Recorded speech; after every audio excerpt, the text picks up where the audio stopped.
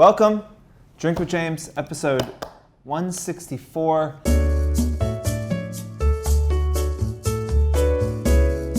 Listen, y'all, I broke my tooth in half about 10 minutes before we started filming this. I guess technically that's not true because I'm not actually sure it's my tooth. It could be a cap. I think if you've been watching the show for a long time, you've probably heard me talk about I was a wrestler in high school. And, you know, like all things, I took it incredibly seriously.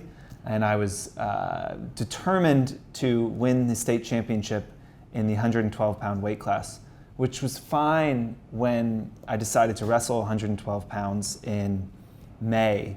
And then by the time it was December, towards the end of the season, I had grown 5 inches. So I was 5'10", 110 pounds. And I ended up, after the season, because I guess if you starve yourself, you lose the enamel of your teeth. So I had 28 cavities after that season, and I had to get, 2 of my teeth fell out during wrestling matches, and then I had to get 2 or 3 more pulled. I've got, root canals on most of my teeth, and I don't even know how many of my teeth are real anymore. Anyway, I broke one in half eating a pretzel chip, which, is not a super offensive thing. It's not like I was eating a Laffy Taffy or rock candy or something. Look, I'm pushing through it though.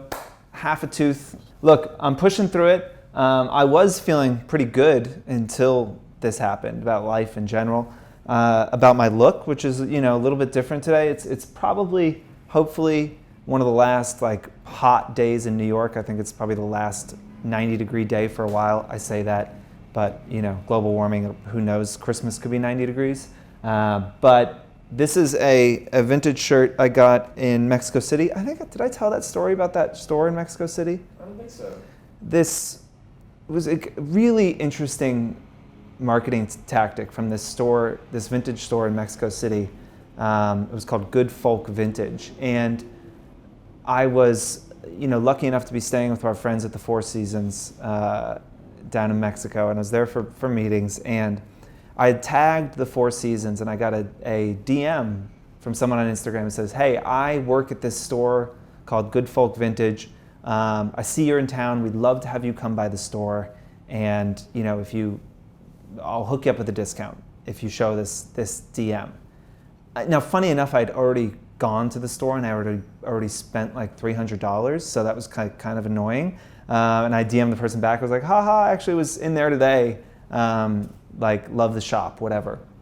And then the next day, the colleague I was with, Grace, posted a photo, tagged the Four Seasons, and she got a DM from a different person that worked there. And then I posted another photo and I got a different DM from a person that worked there, and realized that they must have a certain group of hotels that they watch, and anyone that tags a photo, they make their employees create Instagram accounts that are their name _ Good Folk Vintage, and they just DM people and say that. But what was funny is when I got the DM, I felt very special. I was like, oh gosh, this is amazing.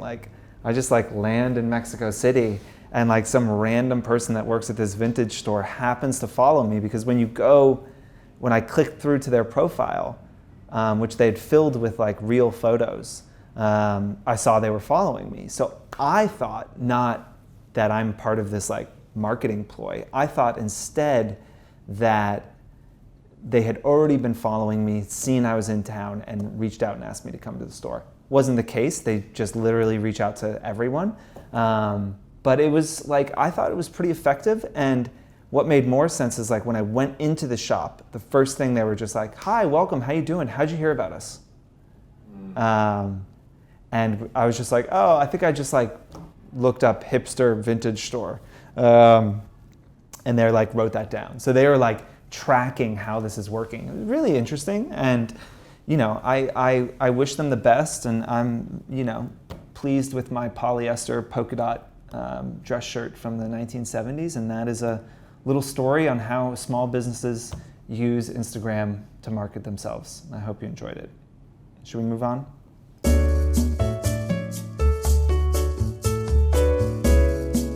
So question number 1 is, does engagement fall during New York Fashion Week? I'm going to caveat that by saying nobody asked that question.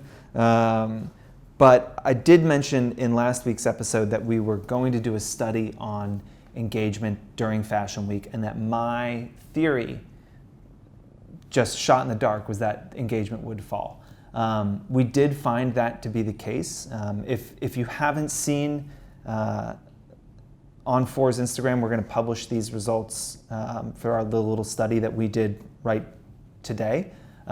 So it'll be a couple days back. If you haven't seen it, you can dive more into it there. I'm sure they'll explain it more thoroughly. But what was interesting is, so we took anyone that mentioned hashtag New York Fashion Week or mentioned New York Fashion Week. We've had 1,400 influencers. We looked at their engagement in the month leading up to Fashion Week, during Fashion Week, month after Fashion Week. And what was really interesting is that if you look at their engagement in the weeks leading up to Fashion Week to during Fashion Week, engagement fell over 25%. And it really doesn't rebound in the month after. Now, it could be that people are going and doing all the different cities, but I feel pretty confident saying that engagement falls on a whole for those influencers who are talking about Fashion Week. Now, there's more to this story than just, oh, you shouldn't talk about Fashion Week. Another interesting thing was, of those 1,400 influencers, they were publishing on average about, what was it? It was like 7,000 posts a week. And during Fashion Week, they were publishing 10,000 posts. So I think the fall in engagement has as much to do with posting quite a bit more as it does with people not connecting with it. And so if you're worried about your engagement during Fashion Week and you're looking at these numbers and trying to find a takeaway, my takeaway would be that you should be posting less, or just don't ramp up the frequency of your posting as much as you might do. Now, you might not care, which is also totally fine. We've had a few conversations recently with influencers who say they just no longer really care about engagement. And maybe you want to post what you want to post, go crazy. But the data is saying pretty strongly that for those influencers who go to Fashion Week and cover it, your engagement is going to fall by at least 25%. And you kind of know how the algorithm works. It can be hard to get that back. And I think that's maybe what we're seeing in the fact that the engagement doesn't rebound, is that once your engagement slips, it can be hard to turn that around consistently. So you could put yourself in a hole for months to come if you bomb your audience too much and bore them with your Fashion Week content. So pay attention to that or don't. I think it's another thing, next year we would like to do a study on Insta Stories and see how much drop-off there is, because I find the Insta Stories to be quite a bit more boring and mind-numbing and repetitive than the Instagram posts. But the constant stories of like finales and the shows is fairly, I think, boring to most people.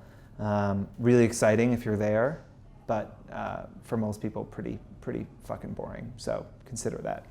You guys know, listen, I don't script these things, okay? I don't know what I'm gonna say until it comes out of my mouth, and often that's not a good thing. And I think one of the things that's been really great about having the show and being public about this stuff, right? And like having to sit here for 30 minutes a week and talk about how I feel about different things and try and explain it, is that a lot of times I'm wrong and a lot of times I get called out on that. And I, personally look at that as like a huge place to learn. And I try and take lessons from that. And so recently, right after we published last week's episode with the segment on Popeyes and Chick-fil-A and the chicken sandwich feud, Brittany from A Little Brit of Fun, she thought that my not mentioning Black Twitter's role in kind of driving this conversation and driving this into pop culture consciousness was a big misstep. And I totally agreed, and just reached out to her and said, hey, would you be willing to do 5 minutes on the show and have us talk through that? So I am excited to be able to kick it over to my conversation with Brittany to rehash what happened with Popeyes and Chick-fil-A. So we have Brittany here from A Little Bit of Fun. Thank you for joining us. Thank you for having me. So we published Drink with James a couple days ago, and I saw you post your Insta story and say that you felt like any kind of conversation around the Popeyes Chick-fil-A controversy and the amazing success that Popeyes has had, that left out Black Twitter was not really complete.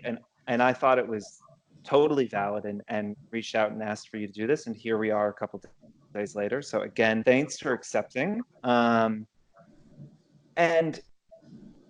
I think first, like, just for a little context, because it's kind of interesting. I was in Bangladesh when the Popeye stuff was happening, and so when they said they wanted to talk about it on the show, I just read up online, and I think that's probably also part of the problem, is it's not like the articles I read were not in any way talking about Black Twitter. So for people who heard that phrase before, I've heard people talk about Black Twitter. Just kind of explain first, like, at the most basic, when someone says, is talking about that, what are they talking about? So it's really just almost like an online community on Twitter full of Black people. It's very basic when you say it like that, but really you get your activism, you get updates on things that are happening in the Black community, you get meme culture, you get all these things that are very specific to Black culture. And so like with that sandwich, I had been sort of seeing people talk about that sandwich for a solid 3 weeks before it exploded. And it's really just a place where people have fun, and it's almost like a little cookout, but on Twitter, which is, if you were in the Black culture, you know what I mean by that. But it's really just a great way for people to sort of relate to each other and have community on Twitter. And having talked to a few people and heard, the term kind of thrown around, from what I understand, the kind of velocity in which things spread through Black Twitter is pretty, like, things spread really, really quickly, right? And and then that collective voice is incredibly powerful. Yes, 100%. And you see it with all sorts of things, like everyone talking about Hot Girl Summer. I mean, that's from Megan Thee Stallion, who's a Houston rapper that basically blew up through a couple of avenues, but Black Twitter really sort of latched on to that. And you really see them sort of highlight these cultural things that a lot of times become almost pop culture phenomenons. But then you have people writing about them and sort of leaving that piece out of it. Yeah. And it was interesting when you kind of mentioned that on Instagram, and I went back and re-looked at the articles I had read about it. And as I said, there's really no mention of it. And do you find in general that that's the case, that, Black Twitter is kind of helping to shape and push these things into, like, cultural consciousness, and then it gets co-opted by maybe the rest of Twitter and then the rest of the internet, and Black Twitter's role in that is pretty much scrubbed? Yes. And I mean, I can't tell you the number of threads I've seen on Twitter that then I see in, XYZ news article or social site, where it's almost as if writers or people that even manage like brands on social media sort of watch what Black Twitter is talking about, and then sort of translate that into clicks and things for them, but sort of leave Black Twitter completely out of it. And I mean, you already have a group that's marginalized and sort of made their own avenue and place to sort of be together and talk about things they enjoy. So it's a bit disheartening when you see people latch onto those things, but then completely erase the group out of it. Yeah. And, I think I always try and use, like, these situations where I say something that is wrong and am corrected by someone as a way to kind of listen and get educated. and for me to understand the internet a little bit better and understand culture and how this stuff starts. Is there anything like, for the industry at large, that, you wish was better understood or better recognized? And how can, for someone like my exact situation of researching something like this, like the Popeye sandwich, and it not being mentioned in articles that it should have been, is there anything people who are sitting in the kind of seat of privilege, such as myself as a white man, can do to kind of understand and recognize this community more? I think sometimes it can be something as simple as just going to sort of look a little bit past your standard set of articles that you might find. Mm-hmm. Specifically in this scenario, like people knew there was sort of a talk about it on social media. They knew the brands were sort of having their jokes and memes on Twitter. And just a quick search, and you sort of would have started to find more and more things like that. But I understand that if you don't have a concept of something like Black Twitter, you're not going to know to go look for that. And I think on a broader scale, in influencer marketing, writing, any kind of job or avenue like that, you need people that are working for you and working in these places that are sort of tied to these communities. Mm-hmm. If you have more diversity in staff in any number of scenarios, you're going to have more people that sort of could have said, oh, well, if people are writing these articles, someone could have said, well, this all started on Black Twitter a month ago. Right. So I think there's a larger problem at hand, and I don't expect, everyone to sort of know what Black Twitter is. I mentioned it on Instagram and people were like, what are you talking about? But I think it's just more of, you have to sort of have diverse people around you, and then be responsible a little bit for the work and educating yourself a little bit. Well, yeah, I mean, that's been like, for me, such a big like part of getting, having more conversations like this is the realization that, diversity does need to start like in the boardroom, right? You like, and as we are, building campaigns, and it's something that, 18 months ago, we looked at our company and said, oh, wait, we are not nearly diverse enough. And how can we expect to market to a community if we don't have people on our staff helping to build the campaigns who are part of that community? Exactly. And made a concerted effort to change that, and the company is much better for it, but we could continue to do even better. And I think for the influencers and brands that are watching this, it's a great reminder that, that diversity like does need to start from ideation, from the boardroom, from your own staff, right? And the kind of just like, token, oh, we need to have X amount of this campaign be diverse.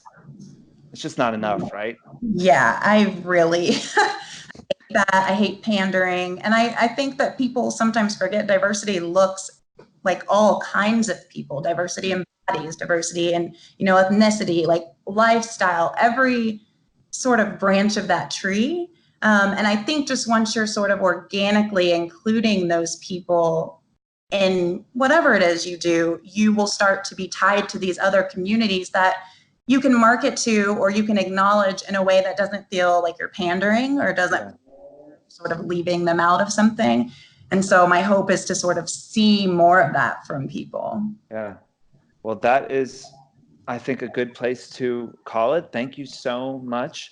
For everyone watching this, tell a bit about like, what are you covering on your Instagram generally? So I do a little bit of everything. I talk a lot about social issues. I tried the whole influencer thing and then up on it. But I do have a blog, a littlebitofun.com, and I love it. And I put a lot of my work into it. So I would love it if people would check that out. But I mean, if you're into random commentary on everything from politics to Real Housewives, I might be the Instagram account for you. Okay, so we're going to put a link to your account and to your blog in the description here on the YouTube, so you guys should definitely click on that. And I think a reminder to everyone to call shit out when you see it and it's wrong, because Yes. I have been so enriched, like in having people call me out and being able to have these conversations. So if you're out there and you're seeing shit that you think, hey, that is wrong, don't be afraid to call people out, right? Right. And also, because you taught me a lesson that I needed a reminder on too. When people call you out and it feels valid, be open to it. Because I think sometimes we close ourselves off to that. And that's the only way you sort of grow and do better. Absolutely. Well, thank you very much. And I will release you from our Skype call. Okay. Bye.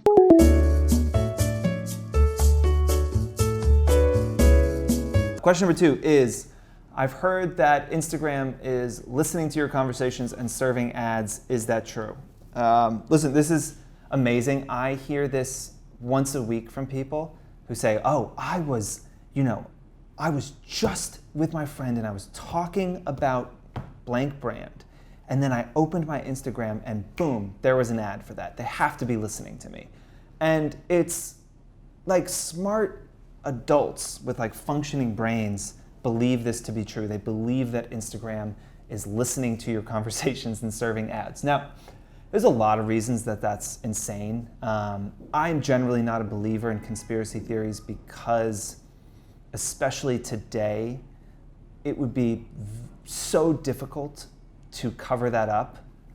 There's just no way that Instagram could be spying on 3.4 billion people and then using that data and going to brands and telling them, hey, we have advertising and we can target people based on their conversations, and that thousands and thousands of brands and thousands of Facebook employees who know this secret, nobody has leaked any information about it. That is obviously not possible.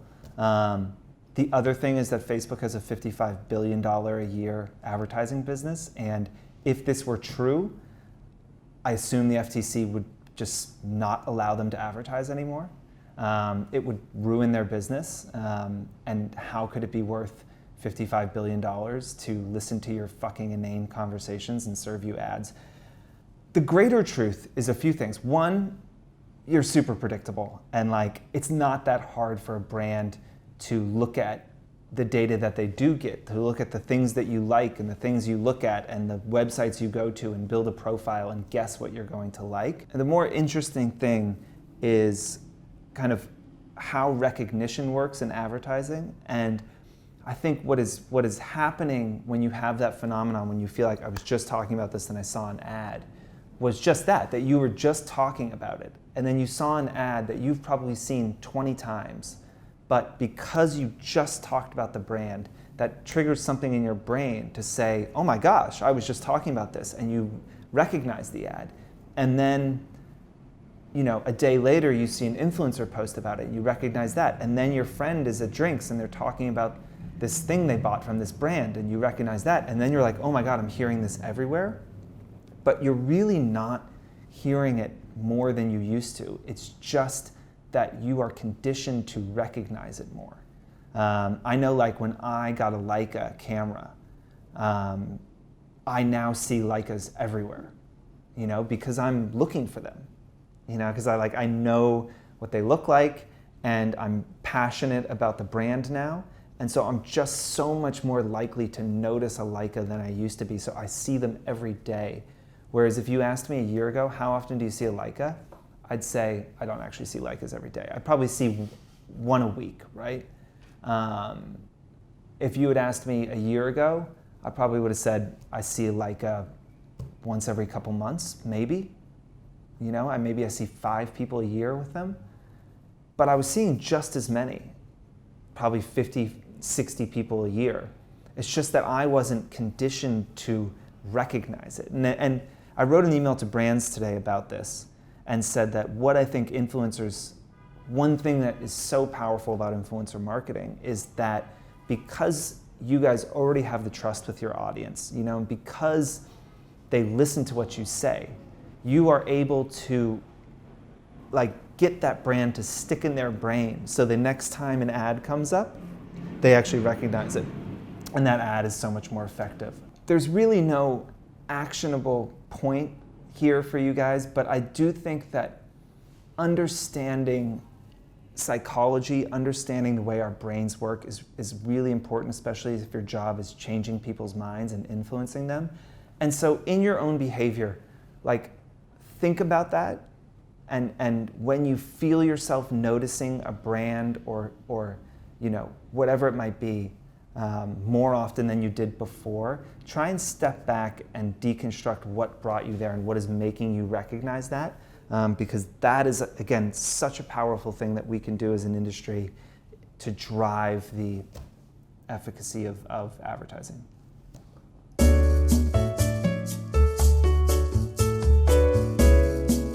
Question number 3. Are there any takeaways from Kacey Musgraves posting about Tom's 1-hour photo in LA? So for those of you who haven't seen this, weird, but Kacey Musgraves went to this 1-hour photo shop, got some like amazing kind of cheesy photos made and printed and posted them to her Instagram, and basically said, hey, talk to the owner of this business. They have struggled when the world moved to digital.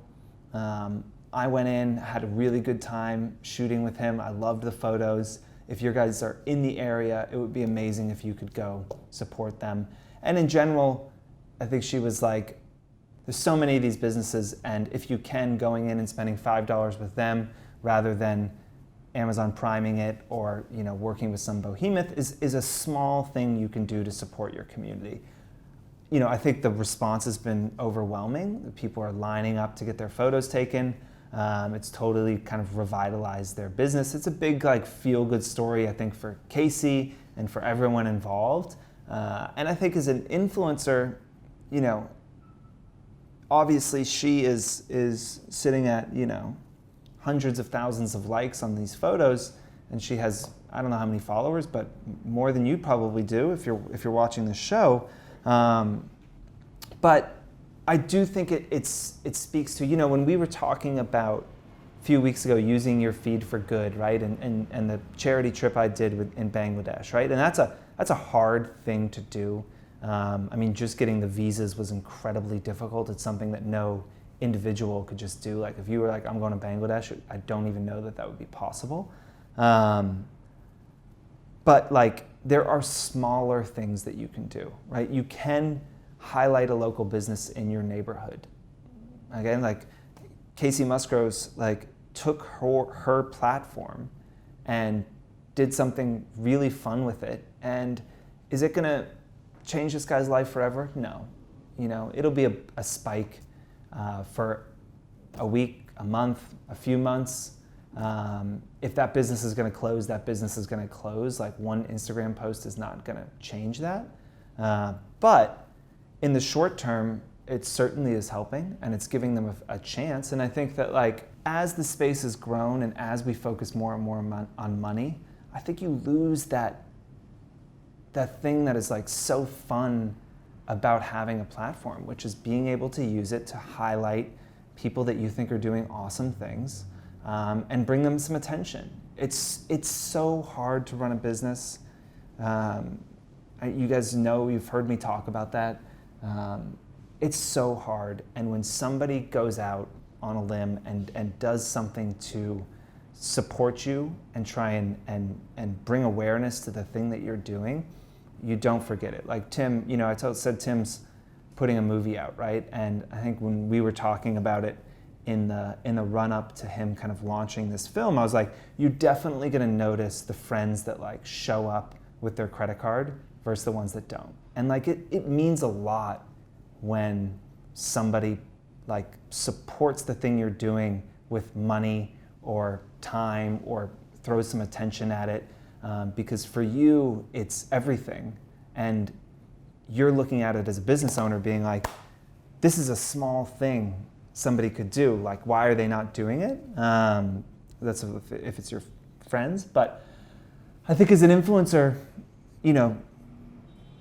thinking about that power, and thinking about your ability to, not make national news like Kacey Musgraves did, but if you get 10 more customers to go to a local business in the next month, that's 10 customers, that's real money.